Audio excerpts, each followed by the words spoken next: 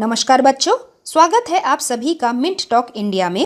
आज के इस वीडियो में हम पढ़ने वाले हैं कक्षा 4 हिंदी की पाठ्य पुस्तक रिमझिम का पाठ नंबर 4, पापा जब बच्चे थे। तो बच्चों, आपसे भी जरूर पूछा जाता होगा कि आप जब बड़े होंगे तो आप क्या बनना चाहते हैं। अक्सर सभी बच्चों से पूछा जाता है और इसी तरह इस पाठ को लिखने वाले जो लेखक हैं वह भी अपने पापा के बचपन की बात बता रहे हैं कि उसके पापा जब बच्चे थे और उनसे जब पूछा जाता था कि वो बड़े होके क्या बनेंगे तो वह लोगों को क्या क्या बातें बताते थे। तो चलिए पढ़ते हैं। पापा जब छोटे थे तो उनसे अक्सर पूछा जाता था, अक्सर मतलब प्रायः, very often he was being asked, बड़े होकर तुम क्या बनना चाहते हो। पापा के पास जवाब हमेशा तैयार होते थे। जवाब मतलब आंसर, कि पापा बड़े होके क्या बनना चाहते हैं, मगर उनका जवाब हर बार अलग अलग होता था। शुरू में पापा चौकीदार बनना चाहते थे। चौकीदार मतलब पहरेदार, जो रात को हमारे घर के आसपास पहरा देता है, जिसे हम इंग्लिश में वॉचमैन भी बोलते हैं। चौकीदार का क्या काम होता है? जब सभी लोग रात में सोते हैं तब चौकीदार जाग के हमारे घर और आसपास के एरिया की रखवाली करता है, क्योंकि रात के समय सभी सोए हुए होते हैं। कोई भी चोर या फिर कोई भी एक्सीडेंट हो सकता है, तो किसी को तो होना चाहिए ना जो रात के समय आसपास की चीज़ों पे ध्यान रखे। चौकीदार का वही काम होता है। तो पापा भी शुरू में वॉचमैन बनना चाहते थे। उन्हें यह सोचना बहुत अच्छा लगता था कि जब सारा शहर सोता है चौकीदार जागता है। उन्हें यह सोचना भी अच्छा लगता था कि जब हर कोई सोया हुआ हो वह खूब शोर मचा सकते हैं। खूब मतलब बहुत सारा, और शोर मतलब ऊंची ऊंची आवाज में खेल सकते हैं। और बच्चे जब शोर मचाते हैं तो बड़े उन्हें कितना डांटते हैं।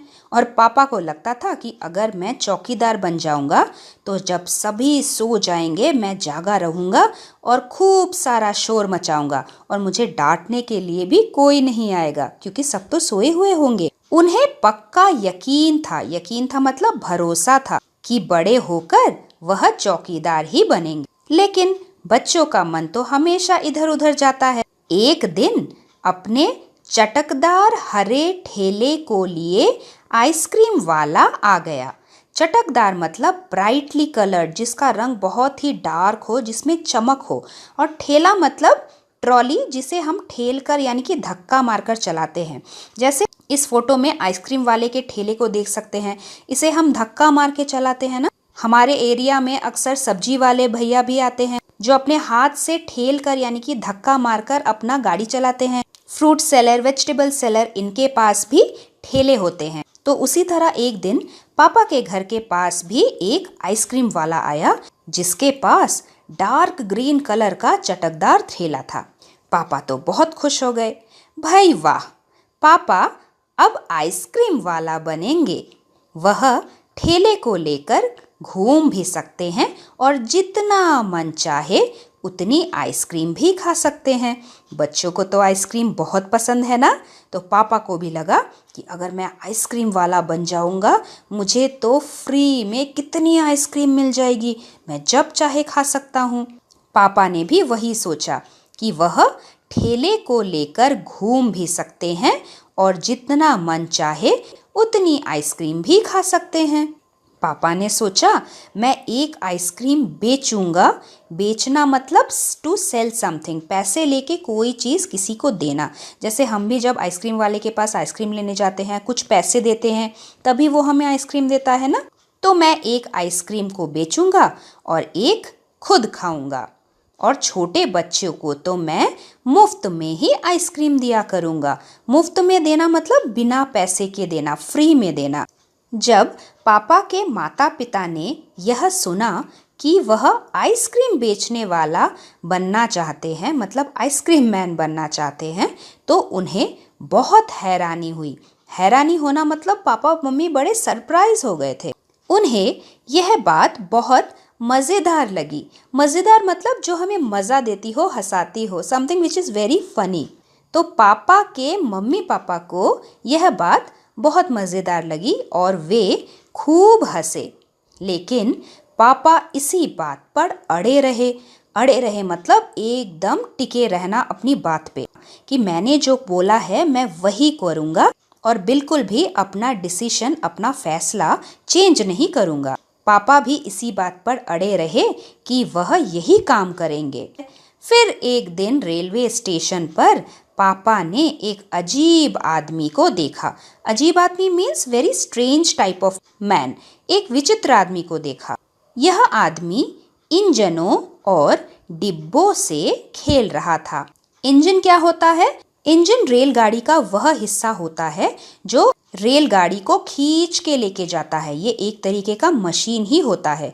और डिब्बे क्या होते हैं? डिब्बे ट्रेन के कोचेस होते हैं जिसमें सवारी चढ़ते हैं, बैठते हैं, अपना सामान रखते हैं। आपने अगर किसी रेलगाड़ी को ध्यान से देखा है तो आपने देखा होगा ट्रेन के एकदम फ्रंट में उसका इंजन होता है जो दिखने में थोड़ा अलग होता है और ट्रेन के पीछे बहुत सारे डिब्बे आपस में जुड़े हुए रहते हैं। तो फिर पापा ने भी एक अजीब आदमी को देखा जो इसी तरीके के इंजनों और डिब्बों से खेल रहा था। वैसे तो वो आदमी अपना काम कर रहा था, लेकिन पापा क्योंकि बच्चे थे और किसी भी बच्चे को यही लगता है कि वह आदमी इंजनों और डब्बों से खेल रहा है। लेकिन यह डिब्बे और इंजन खिलौने नहीं थे बल्कि असली थे। असली मतलब एकदम ओरिजिनल। और यहाँ पे जो आप ये एक्सक्लामेटरी मार्क्स देख रहे हैं, इसे हिंदी में बोलते हैं विस्मय बोधक चिन्ह। मतलब जब हम बहुत सरप्राइज हो जाते हैं, एकदम हैरान हो जाते हैं, तब हम अपने वाक्य में ये वाला निशान लगाते हैं। तो वह आदमी कभी प्लेटफॉर्म पर उछल कर आ जाता। प्लेटफॉर्म क्या होता है? प्लेटफॉर्म वो जगह होती है जहाँ पे ट्रेन आके खड़ी होती है स्टेशन पे, जिस जगह से पैसेंजर्स यानी कि सवारी ट्रेन पे चढ़ते हैं और उतरते हैं। तो वह आदमी कभी प्लेटफॉर्म पर उछल कर मतलब जंप करके चढ़ जाता, तो कभी डिब्बों के नीचे चला जाता क्योंकि वो डिब्बों के नीचे कुछ काम कर रहा था। वह कोई बहुत अजीब और मजेदार खेल खेल रहा था। पापा ने पूछा, यह कौन है? और उन्हें बताया गया कि यह शंटिंग करने वाला है। शंटिंग किसे कहते हैं? पापा ने पूछा। फिर उन्हें बताया गया कि जब रेलगाड़ी अपनी यात्रा पूरी कर लेती है तो उसे अगली यात्रा के लिए तैयार करना होता है। रेलगाड़ी की साफ सफाई की जाती है, इंजन को घुमाकर ईंधन पानी भरा जाता है। इसे शंटिंग कहते हैं। तो रेलगाड़ी जब यात्रा पूरी करके अपने लास्ट डेस्टिनेशन, अपने लास्ट प्लेटफॉर्म पे पहुंच जाती है तो वहां पे दो काम होते हैं। एक तो पीछे के डब्बों की साफ सफाई की जाती है क्योंकि उस रेलगाड़ी पे सवारी उठते हैं, बैठते हैं, सोते हैं, खाना खाते हैं, टॉयलेट्स यूज़ करते हैं। तो उस रेलगाड़ी को दूसरी यात्रा के लिए रेडी करने के लिए उसकी साफ सफाई करना बहुत ज़रूरी है।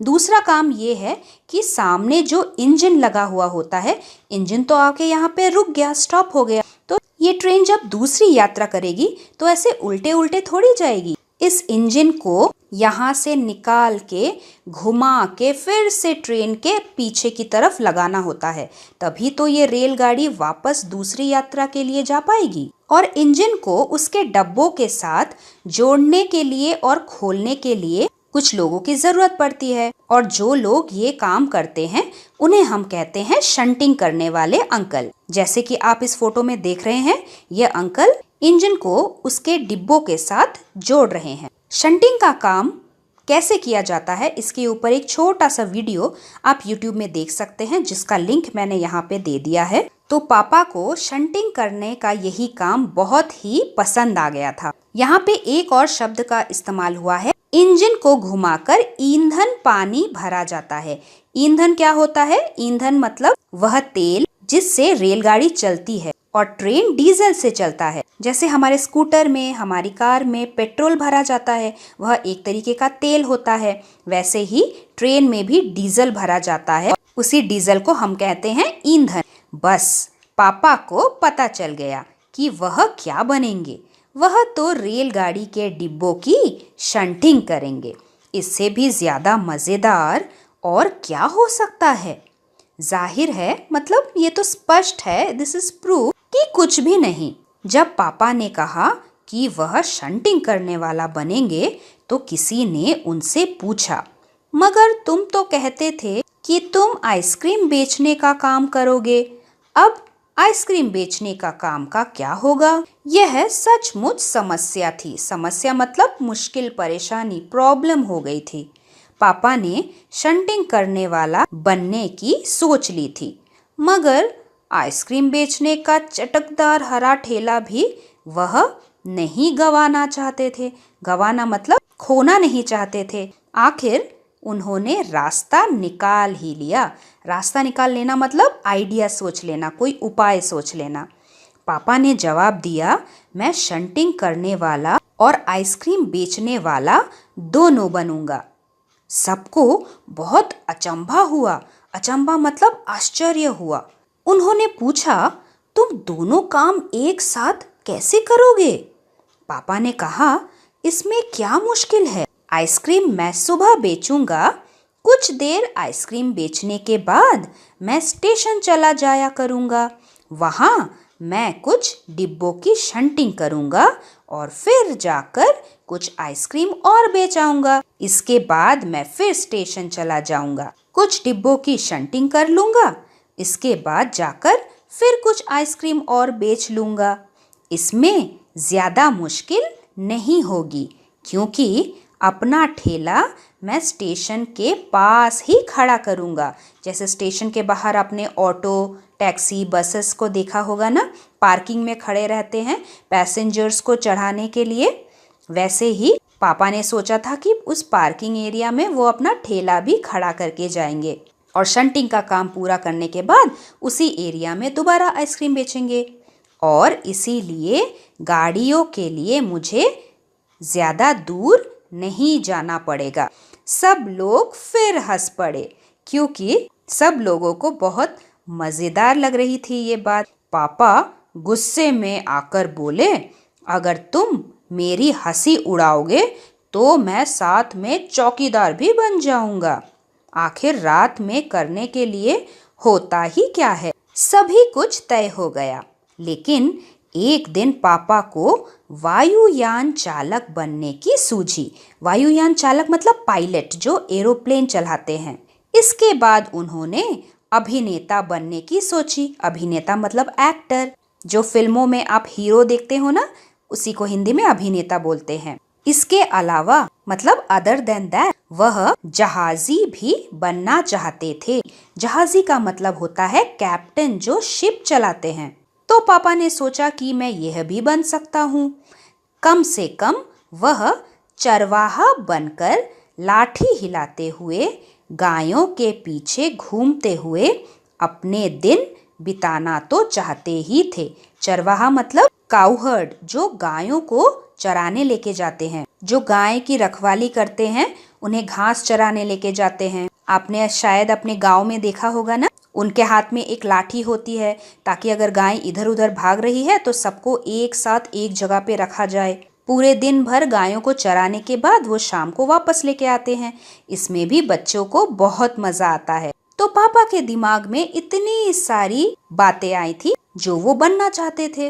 अंत में एक दिन उन्होंने तय किया कि वह असल में मतलब एक्चुअली में जो बनना चाहते हैं वह है कुत्ता। उस दिन वह दिन भर चारों हाथ पैरों पर इधर उधर भागते हुए, डॉगी को आपने देखा होगा ना, वो 4 पैर पे भागता है। हम लोग तो 2 पैर पे चलते हैं, लेकिन पापा भी कुत्ता बनने की ट्राई कर रहे थे। तो वो अपने दोनों हाथों और दोनों पैरों, चारों हाथ पैरों पर इधर उधर भागते हुए अजनबियों पर भौंकते रहे। अजनबियों मतलब स्ट्रेंजरों पर, जिनको हम नहीं पहचानते, उन पर वो भौंकते रहे। भौंकना मतलब भौं भौं करना, जो कुत्ते की आवाज होती है। एक बूढ़ी महिला ने उनके सिर को सहलाया। सहलाया मतलब प्यार से उनके सिर पे हाथ फेरा। तो पापा ने उन्हें काटने की कोशिश तक की, क्योंकि कुत्तों की आदत होती है काटना। पापा ने भौंकना तो बड़ी अच्छी तरह से सीख लिया था, लेकिन बहुत कोशिश करने पर भी वह अपने पैरों से कान के पीछे खुजाना नहीं सीख पाए। अगर आपने किसी डॉग के बिहेवियर को ऑब्जर्व किया है, उनके हाथ तो उनके कान तक नहीं पहुंचते, तो अगर उन्हें इचिंग होती है, खुजली होती है, तो अपने पीछे वाले पैरों से ही खुजाते हैं। तो क्योंकि पापा को डॉग बनना सीखना था, तो पापा ने भी बहुत कोशिश किया अपने पैर से कान के पीछे खुजाने की, लेकिन पापा नहीं सीख पाए। उन्होंने सोचा कि अगर वह बाहर जाकर अपने पालतू कुत्ते के साथ बैठ जाएं, तो शायद वह कान के पीछे खुजाना ज्यादा जल्दी सीख जाएंगे। पापा कुत्ते के पास जाकर बैठ गए। उसी वक्त मतलब उसी समय अजनबी फौजी अफसर उधर से निकला।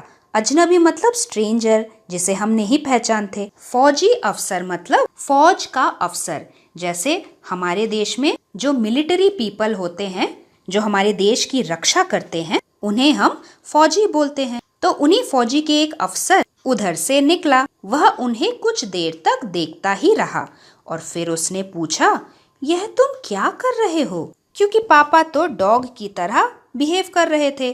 तो फौजी अफसर को समझ नहीं आया कि पापा क्या कर रहे हैं, इसीलिए उन्होंने पूछा। पापा ने जवाब दिया, मैं कुत्ता बनना सीख रहा हूँ। तब फौजी ने पूछा, तुम कुत्ता बनना क्यों चाहते हो?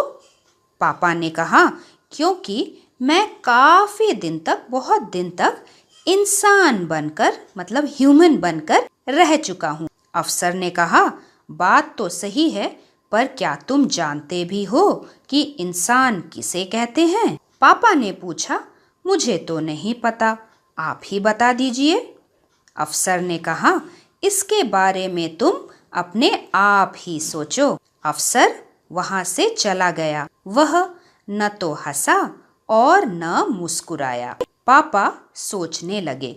वह सोचते ही रहे कि फौजी अफसर ने जो बात कही कि इंसान बनने का मतलब क्या तुम जानते हो, इसका क्या मतलब होता है। और सोच सोच कर पापा को इस बात का अर्थ पता चल ही गया कि इंसान सभी जानवरों से श्रेष्ठ है, क्योंकि इंसान बोल सकता है, इंसान के पास दिमाग होता है जिससे वो अपना और बाकी सबका भला कर सकता है। और इंसान होने का मतलब है अपने इस सोचने समझने के गुण का इस्तेमाल करके वह दुनिया की भलाई के लिए सबकी मदद करे। अफसर ने भी उन्हें कोई बात नहीं समझाई थी, पर अचानक ही ये बात पापा की समझ में आ गई कि वह रोज रोज अपना इरादा नहीं बदल सकते। हमें अपने फैसलों पे, डिसीजंस पे कायम रहना होता है। जिंदगी में कुछ एक ही चीज बनने के लिए मेहनत करनी पड़ती है। अगली बार जब उनसे यही सवाल पूछा गया तो उन्हें अफसर की याद आ गई और उन्होंने कहा कि मैं इंसान बनना चाहता हूँ। इस बार कोई भी नहीं हंसा, क्योंकि इंसान बनना कोई प्रोफेशन, कोई व्यवसाय नहीं होता। वह अपना मॉरल, अपना बिहेवियर बदलने वाली बात होती है। और इसीलिए सबको अच्छा लगा, कोई भी उन पर नहीं हंसा और पापा समझ गए कि यही सबसे अच्छा जवाब है। आज भी वह यही समझते हैं। पहली बात तो यही है कि हमें अच्छा इंसान बनना चाहिए। तो इस प्यारी सी कहानी से हमें ये सीख मिलती है कि हम अपने शरीर की वजह से इंसान नहीं होते। अच्छा इंसान बनने का मतलब है अच्छा आचरण का होना, गुड बिहेवियर का होना, अच्छी सोच का होना, सबकी मदद करना और दुनिया की भलाई के लिए काम करना। यही गुण हमें इंसान बनाते हैं। भाग 1 को हम यही समाप्त करते हैं। भाग 2 में हम इस पाठ के प्रश्न उत्तर को सॉल्व करेंगे। अगर आपके मन में कोई भी प्रश्न या फिर सवाल हो, आप मुझे कमेंट बॉक्स में कमेंट कर सकते हैं। तब तक के लिए धन्यवाद एवं आपका दिन शुभ हो।